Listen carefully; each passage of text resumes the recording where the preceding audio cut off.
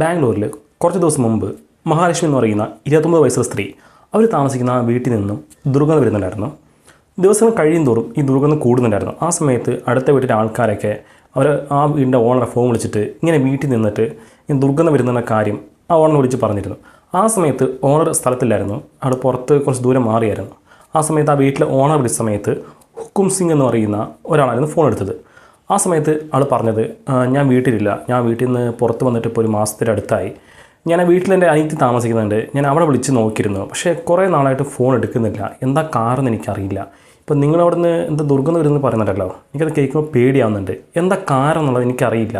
ഞാനിപ്പോൾ അവിടെ വന്നിട്ട് കുറച്ച് ദിവസമായി, ഞാൻ ഈ കാര്യം എൻ്റെ അമ്മ ചേച്ചി അവിടെ താമസിക്കുന്നുണ്ട്, അവർ വിളിച്ച് പറഞ്ഞിട്ട് എന്താ അവിടെ സംഭവിക്കുന്നത് നോക്കാൻ പറയാമെന്ന് പറഞ്ഞാൽ ഫോൺ കട്ടാക്കുന്നു. അതിനുശേഷം അയാൾ അമ്മയും ചേച്ചിയും വിളിച്ച് പറഞ്ഞിട്ട് ആ വീട്ടിൽ പോയി നോക്കാൻ പറയുന്നുണ്ടായിരുന്നു. ആ സമയത്ത് ഇവർ ഈ അമ്മയും ചേച്ചിയും പിറ്റേന്ന് രാവിലെ അവർ കുറച്ച് ദിവസം അങ്ങോട്ട് വന്നിട്ട് അതിനുശേഷം പിറ്റേന്ന് രാവിലെ അവരുടെ ആ മഹാലക്ഷ്മിയുടെ അമ്മയും ചേച്ചിയും ഈ ഹുക്കും സിംഗ് എന്ന് പറഞ്ഞില്ലേ ഈ ഫോൺ എടുത്ത് അയാൾ ഈ മഹാലക്ഷ്മിയുടെ അവരെ ചേട്ടനാണ്. അതിനുശേഷം പിറ്റേന്ന് രാവിലെ ആയിരുന്നു അവരുടെ അമ്മയും ചേച്ചിയും കൂടെ ആ അപ്പാർട്ട്മെൻറ്റിലേക്ക് പോയിട്ട് എന്താണ് ഫോൺ എടുക്കാത്തത് കുറേ ദിവസമായി കണ്ടിട്ട് നോക്കാമെന്ന് വിചാരിച്ചിട്ട് പതുക്കെ ആ വാതിൽ തുറന്നിട്ട് ഉള്ളിലേക്ക് പോയിട്ട് നോക്കുന്നുണ്ടായിരുന്നു. ആ സമയത്ത് ആ വീട്ടിനുള്ളിൽ മേശ, കസേര, സോഫ ഇതൊക്കെ അലങ്കോല കിടക്കുന്നുണ്ടായിരുന്നു. എല്ലാ വസ്തുക്കളും നിലത്തൊക്കെ ആയിട്ട് ഇല്ല, ഭയങ്കര ഒരു വൃത്തികെട്ട ഒരു അറ്റ്മോസ്ഫിയറാണ് ഉണ്ടായിരുന്നത്. പിന്നെ നടന്നു പോകുന്ന സമയത്ത് കാലിലൊക്കെ എന്തൊക്കെ പശ പോലെയൊക്കെ ഒട്ടുന്നുണ്ടായിരുന്നു. ആ സമയത്ത് വെളിച്ചൊന്നുണ്ടായിരുന്നില്ല, ലൈറ്റൊക്കെ ഓഫായിരുന്നു, ഫുൾ ഇരുട്ടായിരുന്നു. അവർ കയ്യിൽ മൊബൈലിൽ വെളിച്ചമൊക്കെ നോക്കിയിട്ട് അങ്ങനെ പോയി നോക്കുന്ന സമയത്ത് ഈ നിലത്ത് കുറേ പ്രാണികൾ, പുഴുക്കൾ, കുറേ പ്രാണികളൊക്കെ നിറഞ്ഞു നിൽക്കുന്നായിരുന്നു. ഭയങ്കര സ്മെല്ലടിക്കും, ഭയങ്കര ദുർഗന്ധമായിരുന്നു ആ അപ്പാർട്ട്മെൻറ്റിൻ്റെ ഉള്ളിൽ. അവർ ഈ പ്രാണികൾ, ഈ പുഴുക്കളൊക്കെ എവിടെ നിന്നാണ് വരുന്നത് നോക്കുന്ന സമയത്ത് ആ വീടിൻ്റെ ഒരു മൂലയ്ക്കായിട്ട് ഒരു ഫ്രിഡ്ജ് ഉണ്ടായിരുന്നു, ഒരു വലിയ ഫ്രിഡ്ജ്. ആ ഫ്രിഡ്ജിൽ നിന്നിട്ടായിരുന്നു ഈ പ്രാണിക്ക് വന്നുകൊണ്ടിരുന്നത്. ഒരു പതുക്കെ ആ ഫ്രിഡ്ജിന് അടുത്തേക്ക് പോയിട്ട് രണ്ടുപേരും തുറന്നു നോക്കിയ സമയത്ത് എന്താണോ കാണാൻ പാടില്ലെന്ന് വിചാരിച്ചത് അത് ആ ഫ്രിഡ്ജിനുണ്ടായിരുന്നു. ഏകദേശം 52 കഷ്ണങ്ങളായിട്ട് മഹാലക്ഷ്മീനെ വെട്ടി നുറുക്കിയിട്ട് ആ ഫ്രിഡ്ജിനുള്ളിൽ വെച്ചിട്ടുണ്ടായിരുന്നു. അത് കണ്ടപാടെ അവരെ അമ്മയും ചേച്ചിയും ബോധം കെട്ട് നിലത്ത് വീഴുന്നു. അതിനുശേഷം ആ വീട് തുറന്നിരിക്കാൻ കണ്ടിട്ട് ഭയങ്കര സ്മെല്ലൊക്കെ അടിക്കാൻ കണ്ടിട്ട് അടുത്തുള്ള വീട്ടുകാരൊക്കെ പോയിട്ട് തുറന്നു നോക്കിയ സമയത്ത് അവരെ അമ്മയും ചേച്ചിയും ബോധം കെട്ട് കിടക്കുന്നുണ്ടായിരുന്നു. അതിനുശേഷം അവരെ പുറത്തേക്ക് എത്തിച്ചിട്ട് വെള്ളമൊക്കെ മുഖത്ത് തെളിച്ചിട്ട് അവരെ ഒരു സ്ഥലത്ത് മാറ്റിയിരുത്തി. ആ സമയം കുറച്ച് നാട്ടുകാർ ആ വീട്ടിനുള്ളിലേക്ക് പോയി നോക്കിയിട്ട് അവിടുന്ന് ഛർദ്ദിച്ചുകൊണ്ടായിരുന്നു അവർ പുറത്തേക്ക് വന്നിരുന്നത്.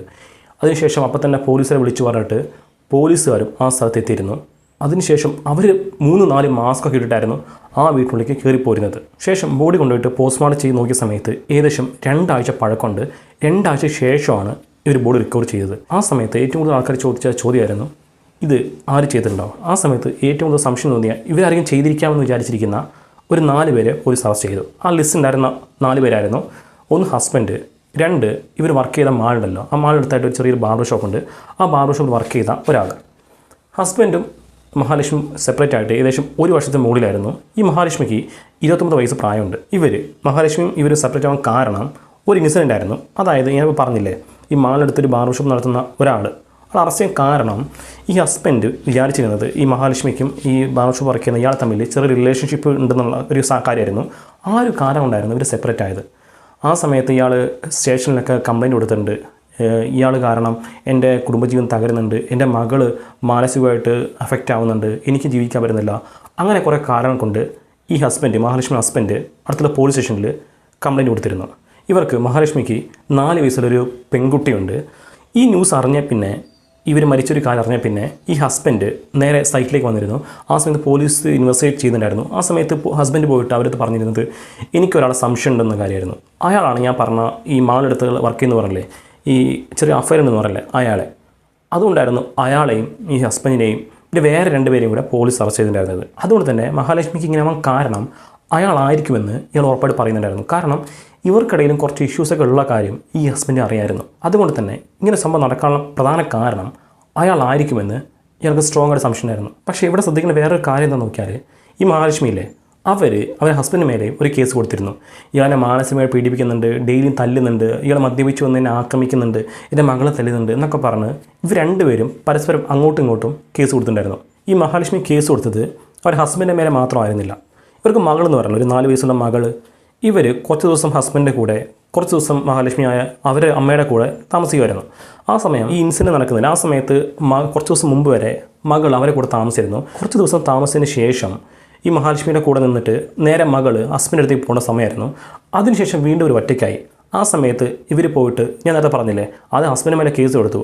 അതിനുശേഷം രണ്ടാമത് ഒരു അഫയർ ഉണ്ടെന്ന് പറഞ്ഞില്ലേ, ആ സലൂൺ, ആ ഒരു നടത്തുന്ന ഒരു സലൂൺ നടത്തുന്ന ഒരാളെന്ന് പറഞ്ഞില്ലേ, ഒരു റിലേഷൻഷിപ്പിലുള്ള അയാളുടെ മേലെയും ഈ മഹാലക്ഷ്മി കേസ് കൊടുത്തിരുന്നു. ഇയാളെന്നെ ബ്ലാക്ക് മെയിൽ ചെയ്യുന്നുണ്ട്, ഇയാളെന്നെ മാനസികമായിട്ട് പീഡിപ്പിക്കുന്നുണ്ട് എന്നൊക്കെ പറഞ്ഞ് അയാളുടെ മേലെ ഒരു കേസ് കൊടുത്തു. അവർക്കിടയിൽ എന്ത് റിലേഷൻഷിപ്പ് ആരും നമുക്കറിയില്ല. പക്ഷേ അവർക്കിടയിൽ ഒരു ബന്ധം മോശമായിരുന്നു. ആദ്യം ഇവർ ഹസ്ബൻഡ് തമ്മിലുള്ള ആ ഒരു ബന്ധം വേർപിരിയാൻ കാരണം ഇയാളായിരുന്നു. ഇവർ തമ്മിൽ ഒരു റിലേഷൻഷിപ്പിൽ ഉണ്ടെന്ന് പറഞ്ഞിരുന്നു, ആൾക്കാർ പറയുന്നുണ്ടായിരുന്നു. അവർ തമ്മിൽ എന്ത് റിലേഷൻഷിപ്പ് നമുക്കറിയില്ല. പക്ഷേ അവർക്കിടയിലെ ആ ഒരു ബന്ധവും മോശമായിരുന്നു. ആ സമയത്ത് ഈ മഹാലക്ഷ്മിയുടെ ഫ്രണ്ട്സ്, അവരുടെ ക്ലോസ് സർക്കിളുള്ള കുറച്ച് പേര്, ഇവർക്ക് അറിയുന്ന വളരെ കുറച്ച് പേര് സെലക്ട് ചെയ്തിട്ട് അവരെ ഇൻവെസ്റ്റിഗേറ്റ് ചെയ്തിട്ട് അതിന് ഷോർട്ട് ലിസ്റ്റ് ചെയ്തിട്ട് മൊത്തം 4 പേരെ പ്രധാനമായിട്ടും ആ സസ്പെക്ട് ലിസ്റ്റിൽ പോലീസ് ചേർത്തിരുന്നു. ഈ കേസും ആ ഏരിയയും ഈ മീഡിയാസിനിടയിലും അതുപോലെ തന്നെ ജനങ്ങൾക്കിടയിലും ഇത്രമാത്രം ചർച്ചയാവാൻ കാരണം ആ കേസ്, ഈ ഒരു ഇൻസിഡൻറ്റ് അത്രമാത്രം ക്രൂരമായിരുന്നു. അത്രയും വലിയൊരു ഇൻസിഡൻറ്റ് സംഭവിച്ചത് ആ ഒരു ബാംഗ്ലൂരിൻ്റെ വലിയൊരു നഗരത്തിലായിരുന്നു.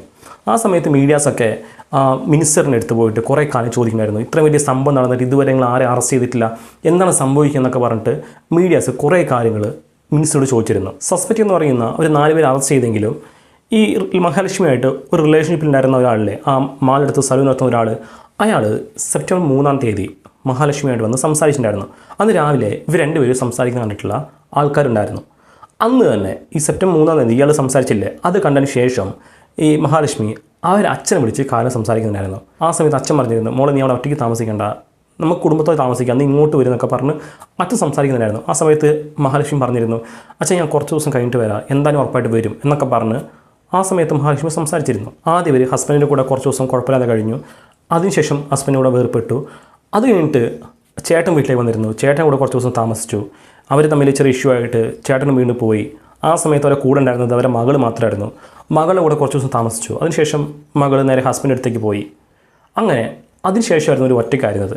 ആ സമയത്തായിരുന്നു അച്ഛൻ വിളിച്ചിട്ട് നീ ഒറ്റയ്ക്ക് താമസിക്കേണ്ട, ഇങ്ങോട്ട് വാന്നൊക്കെ പറഞ്ഞിട്ട് അങ്ങോട്ട് വിളിച്ചിരുന്നത്.